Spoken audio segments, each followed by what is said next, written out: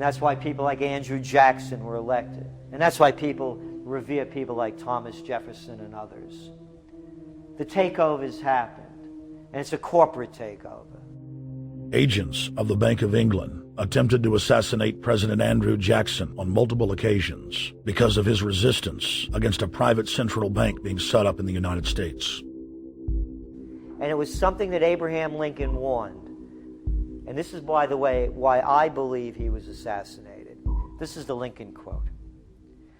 "The money powers prey upon the nation in times of peace and conspire against it in times of adversity. It is more despotic than monarchy, more insolent than autocracy, more selfish than bureaucracy. I see in the near future a crisis approaching that unnerves me and causes me to tremble for the safety of my country. Corporations have been enthroned. An era of corruption will follow, and the money power of the country will endeavor to prolong its reign by working upon the prejudices of the people until the wealth is aggregated in a few hands and the republic is destroyed." Wall Street has killed Main Street. So I know how unpopular it is to be seen as helping banks right now, especially when everyone is suffering in part from their bad decisions. I promise you, I get it. Up until about the Kennedy assassination and the beginning of the war in Vietnam, the United States is a very powerful engine for world progress. It's the assassinations, the Kennedy assassination, and the others in the 1960s, the beginning of the Vietnam War, and the beginning of the absolute domination of the Wall Street group over every other interest. Nobody else counts except the Wall Street money masters. That has now made the United States into no longer a force for progress, but something very different, often a force for destruction in the world. The military-industrial complex has taken over the country along with the Wall Street gang. If you look also at the people that Obama has put on his appointments list, it's all Wall Street. It's government of Wall Street, by Wall Street, and for Wall Street. There's nobody from heavy industry. There's nobody from the auto sector, nobody from Silicon Valley, nobody from big oil, nobody from defense, no labor, no women, no retirees, no small business, nothing. It's pure Wall Street. The only people who have a voice in Obama's councils are Wall Street finance oligarchs. That's all there is. Nobody else counts for anything under Obama. It's the most extreme Wall Street administration we've ever had. Before his death, President Woodrow Wilson apologized to the public, regretting that he had been deceived by a group of international bankers and the country's financial system had fallen into their iron grip via the Federal Reserve Act of 1913. Whether sought or unsought by the military-industrial complex, the potential for the disastrous rise of misplaced power exists and will persist. Dwight D. Eisenhower, he warned the people that the military-industrial complex was taking over the country. Only 3 years after leaving office, President Eisenhower's prophetic warning concerning the threat posed to our system of government by the military-industrial complex came to pass. President John F. Kennedy had enraged the entire elite network. Now, Kennedy was brought in as somebody who was expected to be a puppet. It was thought that his pro-Nazi father, Joseph P. Kennedy, the bootlegger, the speculator, would guarantee that Kennedy would be obedient to the establishment. They thought that Kennedy was a sex maniac who could be manipulated through all of this, but it turned out that through his personal suffering, Kennedy had discovered a personal sense of himself which went beyond just being a puppet, and he began to think about things like economic recovery, world peace, having a space program, making deals with the Soviets, cutting the Federal Reserve down to size, and a whole series of other things. Executive Order Number 11110, signed by President Kennedy, began the process of abolishing the private Federal Reserve. Kennedy was also pushing for real civil rights reform and had begun the process of pulling the troops out of Vietnam. The last time you had an actual president was Kennedy. The oligarchs took swift and decisive action. When John Kennedy attempted to take the government back from the robber barons, he was brutally murdered. The message to future U.S. presidents and leaders across the world was clear: do as you're told or die. John Fitzgerald Kennedy was the last true president of the United States. And until the globalists are removed from power, we will never have another real one. The other thing about the American presidency you've got to remember is that this is a puppet post. It's automatically going to be a puppet post. The idea that Obama is somebody who's going to come in and exercise real authority when he's obviously been chosen and given everything that he's got by these financiers.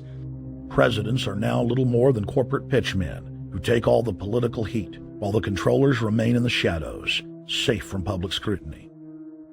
Hip-hop icon KRS-One is not just known for selling millions of albums. He has led a tireless crusade against youth violence and has been a strong voice for human rights. If they controlled it before, what makes you think they're not controlling it now?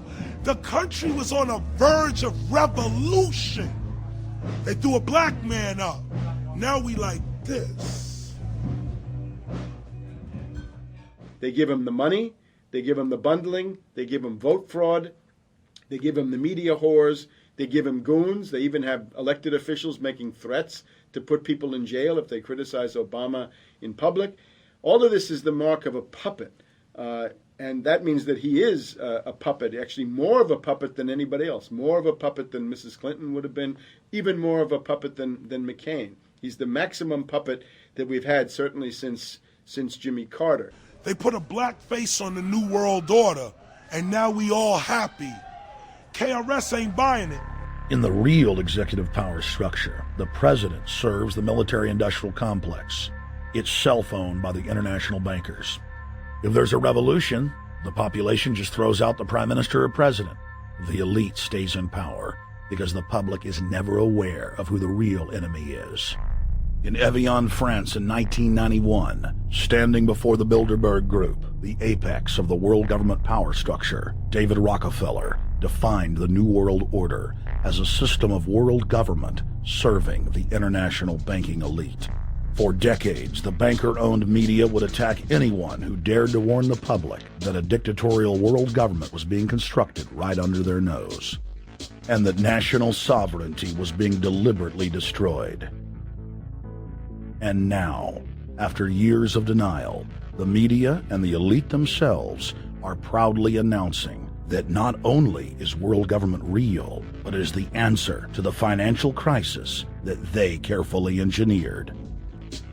Suddenly, the Wall Street Journal tells us that the North American Union is here, and that getting rid of the dollar for a common currency with Canada and Mexico is good. The Financial Times of London, published by a member of the Bilderberg Group, crowed that a dictatorial world government had been kept in the shadows for our own good, and that it was now time for it to emerge from behind the curtains of national security. White House Chief of Staff Rahm Emanuel stated on record that they can't let this crisis go to waste. You never want a serious crisis to go to waste. And what I mean by that, it's an opportunity to do things that you think you could not do before. And Henry Kissinger, who gave Barack Obama his first job out of college, told national television that the economic collapse was a great opportunity to bring in the New World Order. He went on to say that Barack Obama was the perfect person to sell it to the world. But he can give a new impetus to American foreign policy, partly because the reception of him is so extraordinary around the world.